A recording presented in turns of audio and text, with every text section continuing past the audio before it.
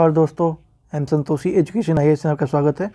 जैसे कि आप सभी लोगों को पता है कि विजन की जो 365 है वो आ चुकी है मार्केट में, ठीक है। और ये हम हिंदी में करने जा रहे हैं क्योंकि मैंने देखा अधिकतर लोगों ने इंग्लिश में कराया है, हिंदी में बहुत कम लोगों ने कराया है। तो मैंने सोचा है कि आपको हिंदी मीडियम के बच्चों के लिए भी कराना ज़रूरी है। और बाकी इंग्लिश में आप देख सकते हैं, हमने टेलीग्राम में जो ग्रुप है उसमें हिंदी और इंग्लिश में भी डाल दिया है। बाकी आप चाहें तो आप विजन IAS की वेबसाइट से भी डाउनलोड कर सकते हैं, ठीक है। चैनल पर नए हैं सब्सक्राइब जरूर कीजिएगा। जैसे कि देख रहे हैं राज व्यवस्था एवं शासन, पॉलिटी एंड गवर्नेंस, ठीक है। तो इसमें 8 भागों में दिया गया हुआ है, ठीक है। पहले इलेक्शन दिया है, उसके बाद संसद और राज्य विधानमंडल के बारे में बताया गया है। संविधान से संबंधित कुछ मुद्दे जो चर्चा में थे, केंद्र राज्य संबंध सेंट्रल स्टेट का बताया गया है, तो जो भी न्यूज में रहा होगा। और न्यायपालिका, 7वें महत्वपूर्ण अधिनियम, विधेयक, सुर्खियों में रहे कुछ संवैधानिक कार्यकारी निकाय और गवर्नेंस के महत्वपूर्ण कुछ पहलू, ठीक है। तो इतने भागों में बांटा गया है। और ये आपको बता दूं मैं कब से कब तक का है। तो ये आप यहाँ पर देख रहे होंगे, अप्रैल 2024 से अक्टूबर 2024 का है, ठीक है। तो ये भी लेटेस्ट वाला ही आया है, ठीक है। दोस्तों, चैनल पर नए हैं सब्सक्राइब जरूर कीजिएगा। चलते हैं आगे की तरफ वीडियो में। एक्चुअली में कुछ इसमें हाईलाइट किया है और कुछ नहीं है, तो कोई नहीं। आपको मेन चीज़ है कि आपको चीज़ें सारी पता होनी चाहिए, और जो चीज़ें पता काम की हैं वही आपके लिए ज़रूरी है, ठीक है। पूरी PDF पढ़ने का मतलब है नहीं। जैसे कि हमने ऊपर देखा, पहला क्या था, चुनाव था, ठीक है। तो एक साथ चुनाव, ठीक है। ये सुर्खियों में क्यों था कि हाल ही में जो सरकार है पूरे देश के साथ एक साथ चुनाव, यानी एक राष्ट्र एक चुनाव की बात करती है, 1 नेशन 1 इलेक्शन के लिए लोकसभा में 129वां विधेयक संशोधन पेश किया है। इस विधेयक की समीक्षा संसदीय समिति द्वारा की जाएगी, ठीक है। अब ये लागू हुआ नहीं है, भी समीक्षा सिर्फ की जाएगी, पेश किया गया है। अब देखते हैं क्या है ये 129वां संविधान संशोधन विधेयक 2024 के मुख्य प्रावधान क्या क्या है, ठीक है। उसको देखते हैं। संविधान में एक नया अनुच्छेद 82A जोड़ा जाएगा, ठीक है। इसके साथ क्या होगा कि एक साथ चुनाव कराने जाएंगे। अनुच्छेद के अनुसार भारतीय निर्वाचन आयोग लोकसभा और राज्यसभा विधानसभाओं के साथ एक साथ आम चुनाव कराएगा, ठीक है। तो कहने का मतलब है कि जैसे कि ये मान लीजिए आपका इंडिया है पूरा, ठीक है। ये इंडिया है, मैप ऐसे ही बना दिया है मैंने, ठीक है। ये इंडिया है, जैसे हमने इसे 5 भागों में बांट दिया, इधर यहाँ इतना हो गया, ये इसका इधर हो गया, इधर इतना हो गया, ये और इधर के ये। तो ये कहने का मतलब है कि जैसे कि एक पर्टिकुलर चीज़ है, तो एक चीज़ क्षेत्र में वो एक ही दिन में चुनाव हो, चाहे वो राज्यपालिका हो या विधानसभा के हों या किसी और अन्य भी हों, सारे इलेक्शन एक ही दिन में करा लिए जाएँ, ठीक है। और अलग अलग दिन में हो सकते हैं, ऐसा नहीं है। मतलब कहने का मतलब एक क्षेत्र में एक ही बार में करा लिया जाए। तो वन नेशन 1 इलेक्शन का यही पर्पस है। यहाँ पर लिखा भी हुआ आम चुनाव भी कराया जाए। विधानसभाओं के कार्यकाल सभी राज्य विधानसभाओं के कार्यकाल लोकसभा के पूर्ण कार्यकाल के साथ समाप्त हो जाएगा। अनुच्छेद 83 में संशोधन किया गया कि इसमें असप्त अवधि अनएक्सपायर्ड पीरियड जो होता है उसके मध्यम अवधि चुनाव और आम चुनाव की परिभाषा दी गई है। संशोधन के अनुसार जब लोकसभा में 5 वर्ष के पूर्ण कार्यकाल से भंग हो जाती है तो लोकसभा का साथ विघटन की तिथि और पूर्ण कार्यकाल की समाप्ति के बीच की अवधि असमाप्त अवधि मानी जाएगी, मतलब अनएक्सपायर्ड पीरियड माना जाएगा, ठीक है। समय से पहले लोकसभा के विघटन के बाद जो मध्यवर्ती चुनाव होंगे, इस चुनाव में नई लोकसभा का गठन होना, उनका कार्यकाल केवल अनएक्सपायर्ड पीरियड माना जाएगा के लिए मान्य होगा।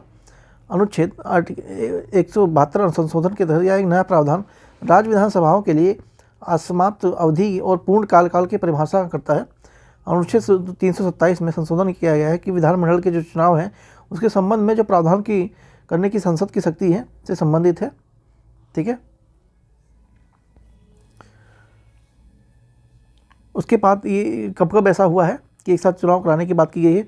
तो भारतवर्ष में 1952, 1951, 1957, 1962 और 1967 में लोकसभा और विधानसभाओं के लिए एक साथ चुनाव हुए हैं, ठीक है। तो इससे पहले भी 4 बार ये चुनाव कराए जा चुके, एक साथ ही लोकसभा और विधानसभा के चुनाव कराए जा चुके हैं। एक साथ चुनाव कराने के लिए सिफारिश करने वाली कुछ रिपोर्ट और आयोग, भारत की जो विधि आयोग है 117वीं रिपोर्ट जो कि 1999 में आई थी, उसमें भी ये बात मेंशन की गई थी। संविधान के जो कामकाज की समीक्षा करने के लिए आयोग 2002 में गठित किया था, उसके द्वारा भी यह सुझाव दिया गया था। संसदीय समिति की रिपोर्ट 2015 में भी इसका वर्णन है। और जो 2017 में नीति आयोग का वर्गीकृत जो पेपर है उसमें भी ये मेंशन किया गया था। तो आप देख रहे हैं कितना इंपॉर्टेंट है वन नेशन वन इलेक्शन की, बहुत लंबे समय से चर्चा हो रही है और इससे पहले भी चार बार इंडिया में हो चुका है, 4 बार इंडिया में हो चुका है। कब कब हुआ है? 1951-52 में, 1957 में, 1962 में और 1967 में। ओके, अब नेक्स्ट चलते हैं। राज्य चुनाव आयोग, स्टेट इलेक्शन कमीशन, ये भी इंपॉर्टेंट बन जाता है स्टेट के लिहाज से, किसी भी स्टेट का दे रहे हैं उसके लिए इंपॉर्टेंट बन जाता है। आपने अगर सब्सक्राइब नहीं किया, सब्सक्राइब जरूर करेंगे, बेल आइकन को प्रेस करना बिल्कुल नहीं भूलेंगे और कमेंट में आप राय देना बिल्कुल नहीं छोड़ेंगे, ठीक है, क्योंकि आप बताएंगे तभी और अच्छे से इंप्रूवमेंट हो जाए कैसे आपको क्या क्या देना है, ठीक है। एनीवे चलते हैं। हाल ही में जो क्या गया कि कर्नाटक लेखा परीक्षा रिपोर्ट में कहा गया कि राज्य जो चुनाव आयोग है का कमज़ोर होना स्थानीय सरकार चुनाव की देरी का एक प्रमुख कारण है। उन्होंने क्या बोला कि जो राज्य का चुनाव आयोग की जो कमज़ोर हो जाती है उसमें एक स्थानीय जो सरकार है उनके चुनाव में देरी का एक प्रमुख कारण है, ठीक है। जो राज्य चुनाव आयोग के बारे में, ये स्वायत्ता संवैधानिक प्राधिकरण है जो कि स्थानीय स्वशासन की निकायों जैसे पंचायती राज संस्था और शहरी स्थानीय निकायों आदि चुनाव के लिए उत्तरदायी होते हैं। 73वें और 74वें संविधान संशोधन अधिनियम 1992 में राज्य चुनाव आयोग का गठन का प्रावधान किया गया था, ठीक है। और किसकी सिफारिश से किया गया था? इंपॉर्टेंट है, गाडगिल समिति की, गाडगिल समिति की सिफारिश से ऐसा किया गया था। 1992 में 73वें और 74वें संविधान संशोधन में राज्य चुनाव आयोग का गठन का प्रावधान बताया गया था, ठीक है। कुछ राज्य निर्वाचन आयोग से संबंधित संवैधानिक प्रावधान गए हैं, उनको भी देख लेते हैं। अनुच्छेद 243 के 1 और अनुच्छेद 243 जेड और ए में क्या बोला गया है कि जो पंचायतें हैं और नगर पालिकाओं के चुनाव हेतु मतदाता की सूची तैयार कराना तथा सभी चुनावों के संचालन, पर्यवेक्षण, निर्देशन और नियंत्रण की जो राज्य निर्वाचन आयोग में निहित होंगी, ठीक है। उसके बाद जो अनुच्छेद 200 के रूप में राज्य निर्वाचन आयुक्त की सेवा शर्तें और पदावधि राज्यपाल द्वारा निर्धारित की जाएंगी। मतलब कहने का मतलब है जो स्टेट इलेक्शन कमीशन ऑफिसर होगा उसका जो सेवा शर्तें हैं वो किसके द्वारा? राज्यपाल के द्वारा निर्धारित की जाएगी। राज्य निर्वाचन आयुक्त तो केवल राज्य उच्च न्यायालय के न्यायाधीश को हटाने के लिए निर्धारित प्रक्रिया और आधार पर ही उस पद से हटाया जा सकता है। अर्थात कहने का मतलब जैसे कि जो उच्च न्यायालय के न्यायाधीश होते हैं, जज होते हैं, जिस प्रकार से उनको हटाया जा सकता है उसी प्रकार से राज्य निर्वाचन चुनाव जो आयुक्त election commission, state election commission officer होता है उसको भी उसी प्रोसेस के द्वारा हटाया जा सकता है और उसके बिना किसी प्रोसेस के बिना नहीं हटाया जा सकता है। उसे केवल राष्ट्रपति द्वारा ही पद से हटाया जा सकता है, ठीक है। उसे केवल राष्ट्रपति की मान्यता, जब मान्यता हो जाएगी राष्ट्रपति के द्वारा अप्रूवल मिल जाएगा तभी उसे हटाया जा सकता है। राज्य चुनाव आयोग के कुछ कार्य हैं उनको देख लेते हैं। मुख्यतः जो स्टेट कमीशन इलेक्शन ऑफिसर होता है उसका जो स्थानीय निकाय के जो चुनाव होते हैं उनको निर्वाचन क्षेत्र और परिसीमन करना होता है। मतदाता की जो सूची होती है उसको तैयार और संशोधन करना ही उसका एक तरह से कार्य है। और जो अनुसूचित जाति और अनुसूचित जनजाति और जो पिछड़ा वर्ग के सीटों को आरक्षित करना भी उसका एक कार्य है। संसदीय निकाय चुनाव में संबंधित विवादित निर्णय लेने का अधिकार भी उम्मीदवारों की अयोग्यता के मामले में भी शामिल हो जाता है। स्थानीय निकाय के चुनाव है वो संचालन से संबंधित मामलों पर राज्यपाल को सलाह देना, ये सब उसके महत्वपूर्ण कार्यों में से आता है। उसके बाद आते हैं परिसीमन आयोग, delimitation commission, very very important है, वीआईपी प्रश्न में आता है ये, ठीक है। सुर्खियों में क्यों रहा है? जो किशोर चंद्र छगनलाल राठौड़ मामले में 2024 का अभी मामला उठा है। सुप्रीम कोर्ट ने निर्णय दिया है कि जो परिसीमन आयोग किसी भी आदेश को स्पष्ट रूप से मनमाने होने या संवैधानिक मूल्यों के अनुरूप नहीं होने पर संवैधानिक जो न्यायालय हैं वो उनके आदेशों की समीक्षा करने का अधिकार है, ठीक है। पहले क्या होता था कि जो डिलिमिटेशन जो कमीशन है वो एक बार अपनी रिपोर्ट प्रस्तुत करने के बाद उस पर दोबारा कोई छेड़छाड़ नहीं कर सकता था, ना उसे न्यायालय में चुनौती दे सकती थी। लेकिन जो 2014 मामले में सुप्रीम कोर्ट ने बोला कि अगर वो मूल्यों, संवैधानिक मूल्यों के अनुरूप होने के उसमें एक बार समीक्षा की जा सकती है, ठीक है।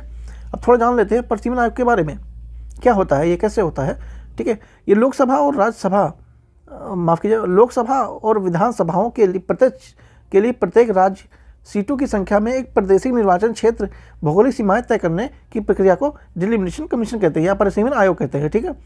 परिसीमन किसी परिसीमन कार्य की जिम्मेदारी या उच्च अधिकार प्राप्त संस्था को सौंपी जाती है। इस परिसीमन आयोग या सीमा आयोग भी कहा जाता है, डिलिमिटेशन कमीशन भी कहा जाता है। संविधान के आर्टिकल 82 में परिसीमन के कार्य का प्राधिकारी और ऐसे रीति रिवाज किया गया जिसे संसद कानून के माध्यम से निर्धारित करेगा।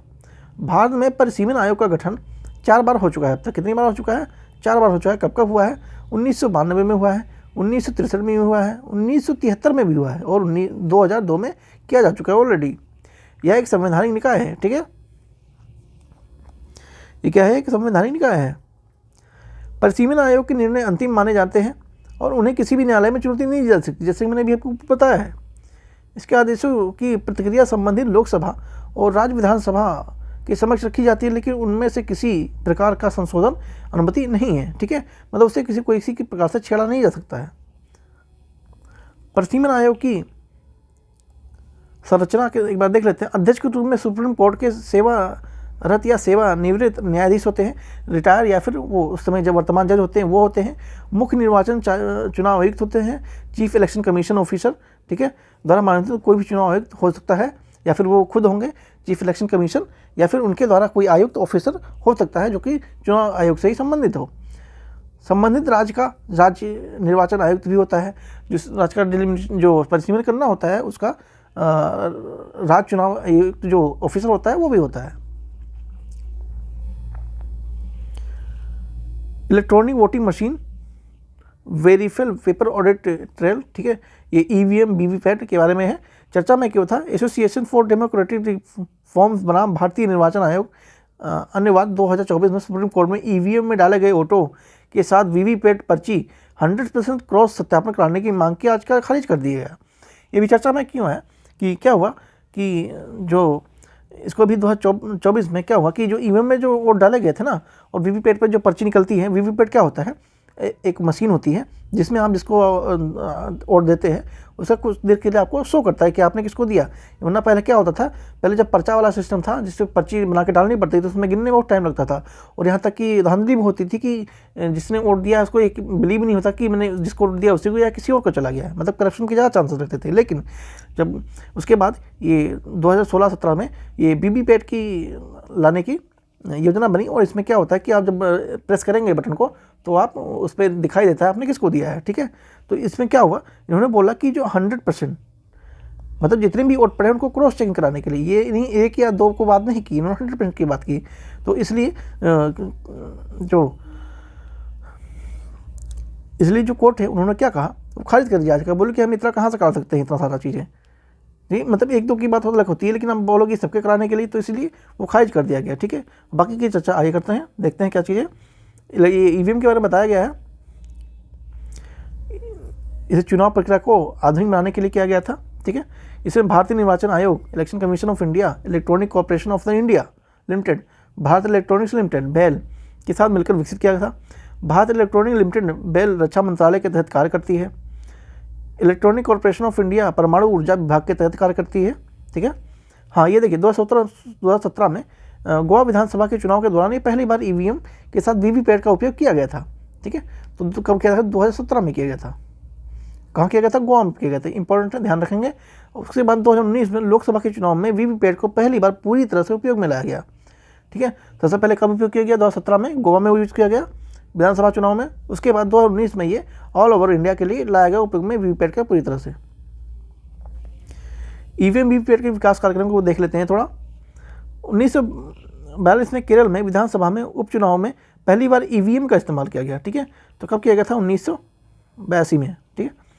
1989 में ईवीएम के उपयोग के अनुमति देने के लिए लोक प्रतिनिधित्व अधिनियम धारा 1900 जो 71 है उसमें संशोधन भी किया गया था। 2004 में आम चुनाव में ईवीएम का उपयोग पहली बार किया गया, तब से सभी चुनाव में इस्तेमाल किया जा रहा है लगभग। 2013 में सुप्रीम कोर्ट ने सुब्रमण्यम स्वामी बनाम भारतीय निर्वाचन आयोग वाद वीवीपैट के इस्तेमाल को अनिवार्य कर दिया गया था। उसके बाद 2019 में एन चंद्रबाबू नायडू और अन्य बनाम भारत संघ वाद में सुप्रीम कोर्ट ने निर्णय दिया कि प्रत्येक विधानसभा एवं असेंबली सेगमेंट में 5 ईवीएम और वीवीपैट से अनिवार्य रूप से सत्यापन किया जाना चाहिए, ठीक है।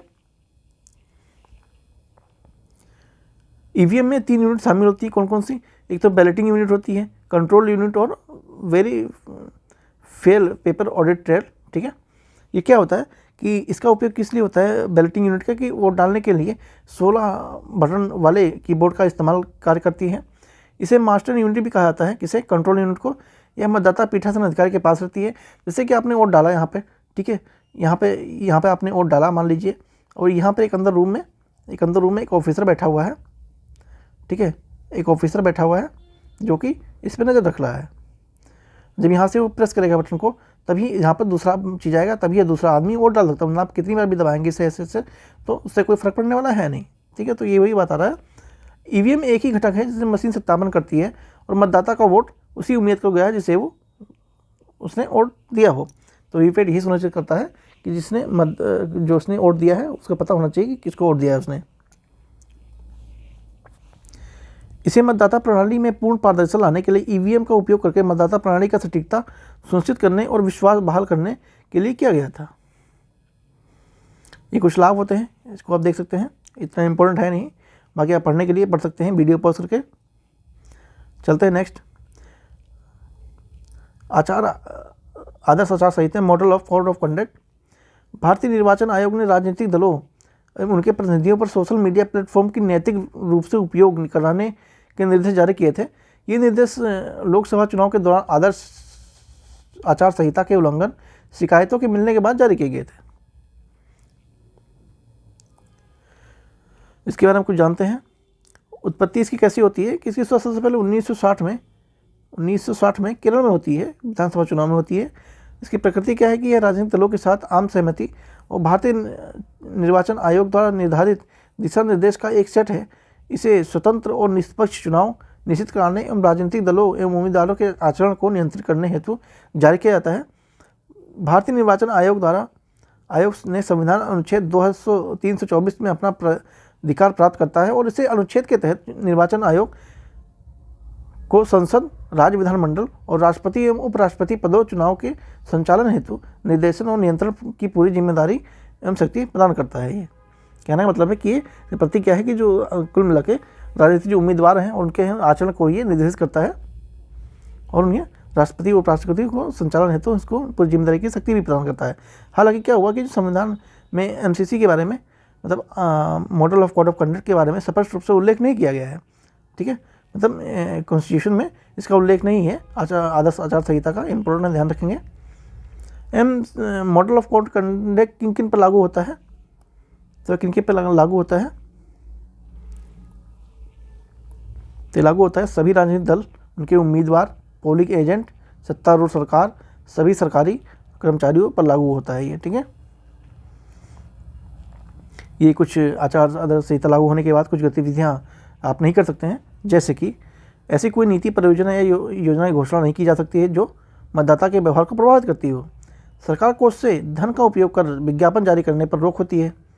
सरकारी या सार्वजनिक उपक्रमों में किसी भी तदर्थ नियुक्ति पद पर भी रोक होती है। मतदान समाप्ति के लिए निर्धारित समय से 48 घंटे पहले की अवधि तक के दौरान सार्वजनिक बैठक आयोजित करने पर भी रोक होती है। मतलब 48 घंटे पहले और उसके 48 घंटे बाद तक आप सार्वजनिक बैठकें नहीं कर सकते हैं। चुनाव प्रचार के लिए परिवहन, मशीनरी जैसे सरकारी संसाधनों के इस्तेमाल पर भी प्रतिबंध होता है। मंत्री या उम्मीदवार विवेकाधीन निधि इससे कोई अनुदान या भुगतान नहीं कर सकते हैं, ठीक है। तो काफ़ी सारी रिस्ट्रिक्शन हो जाती हैं एक बार मॉडल ऑफ कंडक्ट लागू होने के बाद, ठीक है। एमसीसी लागू होने की अवधि या चुनाव कार्यक्रम की घोषणा होने से लेकर परिणाम घोषित होने की तिथि तक लागू रहता है, जैसे कि मैंने भी बताया वहाँ पे उल्लेख है कि इस अवधि में पंजाब हरियाणा हाईकोर्ट ने हरबंस सिंह जलाल बनाम भारत संघ के द्वारा अन्य विवाद 1997 में सही ठहराया था। उल्लंघन के परिणाम क्या हुआ कि इस जो संहिता को कोई भी आधार नहीं था, साथ ही इसका उल्लंघन करने पर दंडात्मक उपायों का भी इसमें एमसीसी को प्रभावित तरीके से लागू करने की समस्या आती थी। हालांकि जो कुछ प्रावधान भारतीय नागरिक संहिता और लोक प्रतिनिधित्व अधिनियम 1951 के जैसे कानूनों में दिए गए प्रावधानों के माध्यम से भी लागू किए जाते हैं। उदाहरण के लिए किसी उम्मीदवार के चरित्र व्यवहार के बारे में झूठे बयान प्रकाशित करने के खिलाफ लोक प्रतिनिधित्व अधिनियम 1951 की धारा 130/4 के तहत कार्रवाई की जा सकती है। भारतीय न्याय संहिता की धारा 172 के अंतर्गत मतदाता पहचान संबंधी जालसाजी या प्रतिरूपण एक चुनावी अपराध के रूप में माना जाता है। ठीक है, तो इस तरह से model of code of conduct में काफ़ी रिस्ट्रिक्शन हो जाती हैं। ठीक है दोस्तों,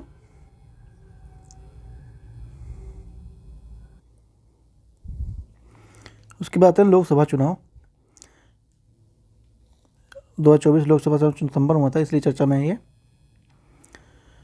चुनाव जो प्रणाली है उसके सभा में प्रादेशिक प्रतिनिधित्व प्रणाली के अंतर्गत इसके तहत लोकसभा का प्रत्येक सदस्य एक भौगोलिक क्षेत्र के प्रतिनिधित्व करता है जिसमें निर्वाचन क्षेत्र कहा जाता है। ठीक है, कहने का मतलब है जो चुनाव प्रतिनिधित्व होता है वो किसी एक क्षेत्र का पर्टिकुलर प्रतिनिधित्व करता है। प्रत्येक निर्वाचन क्षेत्र में केवल एक प्रतिनिधि चुना जाता है, इसलिए निर्वाचन को एकल सदस्य निर्वाचन क्षेत्र के रूप में भी जाना जाता है। जिस उम्मीदवार को बहुमत प्राप्त होता है उसे निर्वाचित घोषित कर दिया जाता है। लोकसभा की अवधि आम चुनावों के निर्वाचित सदस्यों की पहली बैठक की तारीख समान कार्यकाल 5 वर्ष का होता है। ठीक है, नॉर्मल जो कार्यकाल 5 होता है, इसके बाद लोकसभा स्वतः ही भंग हो जाती है। हालांकि राष्ट्रपति को जो 5 वर्ष पूरा होने से पहले भी किसी समय लोकसभा भंग करने का अधिकार प्राप्त होता है।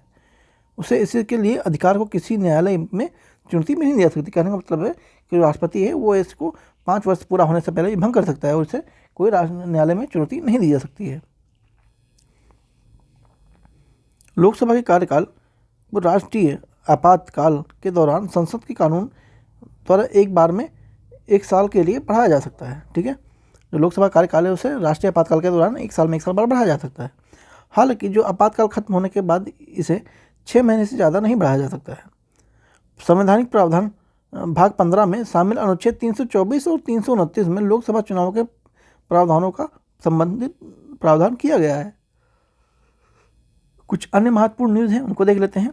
अनुच्छेद 329B, हाल ही में निर्वाचन आयोग के मामले में सुप्रीम कोर्ट ने आर्टिकल 329B का उपयोग किया है। आयोग ने मतदान की प्रक्रिया में न्यायिक हस्तक्षेप को रोकने के लिए इस अनुच्छेद का सहारा भी लिया है। अनुच्छेद 329B के अनुसार संसद के किसी भी सदन या राज्य विधानमंडल के सदन होने के वाले चुनाव केवल निर्वाचन याचिका के माध्यम से ही चुनौती दी जा सकती है। यह याचिका उस प्राधिकरण के समक्ष उस प्रक्रिया के अनुसार प्रस्तुत की जानी चाहिए जिसका प्रावधान समुचित विधायिका द्वारा बनाए गए कानून या उसके अधीन निर्धारित किए गए हों। ठीक है, पोत्रुस्वामी निर्णय बनाम रिटर्निंग ऑफिसर नामांकन निर्वाचन क्षेत्र और अन्य वाद 1952 में सुप्रीम कोर्ट ने कहा था कि जो भारतीय निर्वाचन आयोग द्वारा आधिकारिक तौर पर चुनावों की घोषणा की जाने के बाद कोर्ट निर्वाचन प्रक्रिया में हस्तक्षेप नहीं कर सकता है। इसके अलावा लोक प्रतिनिधित्व अधिनियम धारा 1951 की 80 के अनुसार जो चुनाव याचिका दायर किए बिना किसी भी चुनाव वैधता को चुनौती या उस पर सवाल नहीं उठाया जा सकता है। चुनाव याचिकाएं संबंधित राज्य उच्च न्यायालय में दायर की जा सकती हैं। ऐसी याचिकाएं उच्च न्यायालय का मूल क्षेत्राधिकार होता है। इनसे जुड़ी अपील भारत में सर्वोच्च न्यायालय के दायरे में होती हैं। ठीक है, जो इनसे जुड़ी अपीलें होती हैं सर्वोच्च न्यायालय के अंडर में होती हैं। चुनाव याचिका किसी भी उम्मीदवार या चुनाव संबंधित किसी निर्वाचक द्वारा व्यक्तिगत रूप से दायर की जा सकती हैं। निर्वाचन का अर्थ है उस व्यक्ति से जो चुनाव में मतदाता करने के हकदार था, जिसे चुनाव याचिका से संबंधित भी है। उसके बाद चुनाव में नामांकन नॉमिनेशन इन इलेक्शन, लोकसभा के लिए निर्वाचित चुनाव जो लिया गया है उसमें विरोधी उम्मीदवार का नामांकन पत्र रिटर्निंग अधिकारी ने खारिज कर दिया था। क्यों किया था, इसके बारे में कुछ थोड़ा जान लेते हैं। नामांकन के बारे में जो रिप्रेजेंटेटिव एक्ट 1951 की जो धारा 33 में वैध नामांकन के लिए आवश्यक शर्तों को परिभाषित किया गया है। किसी निर्वाचन क्षेत्र में नामांकन दाखिल करने के लिए क्या क्या होना चाहिए, उसे मान्यता प्राप्त राजनीतिक दल के उम्मीदवार का एक प्रस्तावक या प्रपोजल होना चाहिए। जो निर्दलीय एवं गैर मान्यता प्राप्त दल के उम्मीदवारों के 10 प्रस्तावक होने चाहिए कम से कम। प्रस्तावक उस संबंधित निर्वाचन क्षेत्र के मतदाता भी होना जरूरी होता है। लोकसभा प्रतिनिधित्व अधिनियम 1951 की धारा 33 में नामांकन पत्रों की प्रस्तुति और वैध जानकारी देने से संबंधित प्रावधान किए गए थे। सुप्रीम कोर्ट के निर्णय के अनुसार चुनाव लड़ रहे उम्मीदवारों को उन मामलों में निजता का अधिकार जिनका मतदाताओं से कोई सीधा सरोकार नहीं है, जिन मामलों में उम्मीदवारों के सार्वजनिक जीवन की भूमिका से कोई लेना देना ही नहीं है। 1951 की धारा 36 में इसमें नामांकन जांच का प्रावधान किया गया है। इसमें किसी उम्मीदवार द्वारा दिए गए विवरण में पर्याप्त खामी के आधार पर रिटर्निंग अधिकारी को उस उम्मीदवार का नामांकन खारिज करने का अधिकार भी दिया गया था। ठीक है। उसके बाद पुनर्मतदान जो रीपोलिंग है, मणिपुर और अरुणाचल प्रदेश के विभिन्न मतदाता केंद्रों पर लोकसभा में आम चुनाव के लिए पुनर्मतदान कराया गया था। ठीक है। पुनर्मतदान का प्रावधान दिया गया है वह परिस्थितियां जिनके तहत पुनर्मतदान की आवश्यकता होती है। तो कुछ परिस्थितियां देख लेते हैं, जैसे कि क्या क्या हो जाए, या प्राकृतिक आपदा आ जाए या हिंसा आदि हो जाए तो वो पुनर्मतदान दे सकता है। वोटिंग मशीनों के क्षतिग्रस्त या नष्ट हो जाने के स्थिति में भी ऐसा हो सकता है। बूथ कैप्चरिंग के कारण चुनाव रद्द किया जाना हो, इसमें भी ऐसा हो सकता है। मान्यता प्राप्त राजनीतिक दल के उम्मीदवार की मृत्यु आदि होने के कारण भी ये पुनर्मतदान का प्रावधान किया गया है। उसके बाद साइलेंस पीरियड। साइलेंस पीरियड क्या होता है? लोकसभा में चुनाव हेतु तहत कि किसी चरण में मतदान दिवस 48 घंटे पहले साइलेंस पीरियड लागू किया जाता है। ये क्या होता है जानते हैं थोड़ा। साइलेंस पीरियड वास्तव में मतदान के दिन कुछ समय पहले चुनाव प्रचार पर प्रतिबंध लगाता है। लाइसेंस पीरियड मतदान के 48 घंटे पहले शुरू होता है और मतदान समाप्त होने के बाद खत्म होता है। वैसे लोकसभा प्रतिनिधित्व अधिनियम 1951 में साइलेंस पीरियड का पद का उल्लेख भी नहीं किया गया है। ठीक है। तो इसके पद का उल्लेख नहीं किया गया है किसमें? प्रतिनिधित्व अधिनियम है उसमें। साइलेंस पीरियड के दौरान प्रतिनिधित्व अधिनियम 1951 में कुछ प्रतिबंध किए गए हैं, जैसे धारा 126 से एक टेलीविज़न या इस तरह के किसी डिवाइस का उपयोग करने पर भी किसी प्रकार का चुनाव प्रचार या किसी मनोरंजन कार्यक्रम जैसे संगीत कार्यक्रम के माध्यम से चुनाव प्रचार पर रोक लगाती है। धारा 126 से में एग्जिट पोल आयोजित करने और प्रिंट या इलेक्ट्रॉनिक मीडिया का उपयोग करके एग्जिट पोल या परिणाम प्रकाशित करने के रोक भी लगाती है। ठीक है। जो एग्जिट पोल आता है वो 48 घंटे पहले आता है। 48 घंटे इलेक्शन के पहले वो सब कुछ नहीं दिखा पाते, या नेता हों या फिर टेलीविजन वाले हों। धारा 126A(b) के तहत इलेक्ट्रॉनिक मीडिया के चुनाव संबंधित कोई भी ओपिनियन पोल प्रदर्शित करने पर भी रोक लगती है। ठीक है। उसके बाद एक उम्मीदवार अनेक निर्वाचन क्षेत्र, वन कैंडिडेट मल्टीपल कॉन्स्टिट्यूएंसी। ठीक है। संसद द्वारा चुनाव आयोजित करने के तरीकों में विनिमय कराने का अधिकार दिया गया है। इसलिए किसी उम्मीदवार द्वारा अलग अलग निर्वाचन क्षेत्रों में चुनाव लड़ने संबंधित प्रावधान को लोक प्रतिनिधित्व अधिनियम 1951 में शामिल किया गया था। अधिनियम के तहत 1996 में किसी उम्मीदवार के लिए निर्वाचन क्षेत्र की संख्या पर कोई सीमा तो नहीं थी, लेकिन जो लोक प्रतिनिधित्व अधिनियम है उसके तहत एक उम्मीदवार अनेक निर्वाचन क्षेत्रों से संबंधित प्रावधान रख सकता है। लोक 1951 की धारा RPA की धारा के तहत एक उम्मीदवार को अधिकतम 2 सीटों पर चुनाव लड़ने की अनुमति होती है। तो एक जो कोई उम्मीदवार है वो 2 सीटों पर लड़ सकता है, लेकिन किसी दोनों जगह जीतने पर उसे एक सीट छोड़नी पड़ती है। इस धारा में 1996 में संशोधन किए गए माध्यम से अधिनियम में जोड़ा गया था कि इससे पहले जो उम्मीदवार के लिए चुनाव हेतु निर्वाचन संख्या का पर कोई प्रतिबंध नहीं होगा। इसमें RPA की धारा 1951-70 में इसमें प्रावधान किया गया कि कोई उम्मीदवार एक से अधिक सीटों निर्वाचित हो जाता है तो उसे एक सीट छोड़ना, दूसरी सीट को त्याग करना अनिवार्य हो जाएगा, जैसे कि अभी बताया मैंने ऊपर। इस प्रकार यदि कोई उम्मीदवार 2 सीटें जीतता है तो उसे रिक्त की गई सीट पर चुनाव आवश्यक हो जाता है। ठीक है। उसके बाद एक नया कंसेप्ट आया है होम वोटिंग का। ठीक है। होम वोटिंग का 2024 में आम चुनाव में पहली बार होम वोटिंग की सुविधा प्रदान करने की घोषणा की गई थी। इसके आदर्श वाक्य क्या था कि कोई भी मतदाता पीछे ना छूटे, सबको साथ लेके चलना है। ठीक है। कोई मतदाता पीछे ना छूटे। होम वोटिंग क्या होती है? मतदाता कर्मचारियों और सुरक्षा कर्मियों की देखरेख में मतदाता के घर पर मतदान कराया जाएगा। इस दौरान मतदाता की गोपनीयता का पूरा ध्यान रखा जाएगा। इसमें लाभार्थी कौन कौन हो सकते हैं? जो 40% डिसेबल होते हैं या दिव्यांग के तहत आने वाले दिव्यांग PW तथा 85 वर्ष से जो अधिक आयु के वरिष्ठ नागरिक हैं उनको ये सुविधा प्रोवाइड की जाती है। मतदाता को समावेशी बनाने के लिए निर्वाचन आयोग द्वारा उठाए गए कुछ अन्य कदम हैं, देखते हैं क्या क्या है। जम्मू में उधमपुर में रहने वाले कश्मीरी विस्थापितों के लिए फॉर्म ए बोझिल प्रक्रिया को समाप्त कर दिया गया। इसमें उन्हें मतदान कराने में आसानी होगी। आयोग ने SVP में दिव्यांगजनों को सम्मिलित का बड़ा फैसला किया। साथ ही आयोग ने दिव्यांगजनों के मित्रों, परिवारों, मतदाताओं, अधिकारियों आदि को भी संवेदनशील बना दिया है। प्रस्तावित बहु निर्वाचन क्षेत्र रिमोट इलेक्ट्रॉनिक वोटिंग मशीन या प्रवासी मतदाताओं को उन्हें मौजूद निवास स्थान अपने मत का प्रयोग करने में सक्षम बनाएगी। डाक मतपत्र क्या होता है? डाक मतपत्र भेजने अनुमति देता है कि निम्नलिखित डाक द्वारा मतदान पत्र को कर भेज सकते हैं, जैसे विशेष मतदाता, सेवा मतदाता, इलेक्शन ड्यूटी पर तैनात मतदाता और अन्य मतदाता जो कि प्रिवेंटिव डिटेक्शन में अधीन होते हैं। प्रॉक्सी वोटिंग क्या होता है? इसके तहत जो पंजीकृत निर्वाचन मतदाता का अधिकार स्वयं द्वारा नामांकित प्रतिनिधि को सौंपा जा सकता है। यह सुविधा केवल सेवा मतदाताओं को ही उपलब्ध होती है। सर्विस मतदाता यानी सेवा मतदाताओं में शामिल होते हैं। क्या होते हैं? जैसे सशस्त्र बल के जो सदस्य होते हैं इन आर्मी के, वो हो गए किसी राज्य पुलिस का ऐसा सदस्य जो उस राज्य के बाहर सेवा प्रदान कर रहा हो। वह व्यक्ति जो भारत सरकार के अधीन भारत से बाहर किसी पद पर कार्यरत हो। उस बल का सदस्य जिस पर सेना अधिनियम 1950 लागू हो। ठीक है, तो ये सब लोग हैं।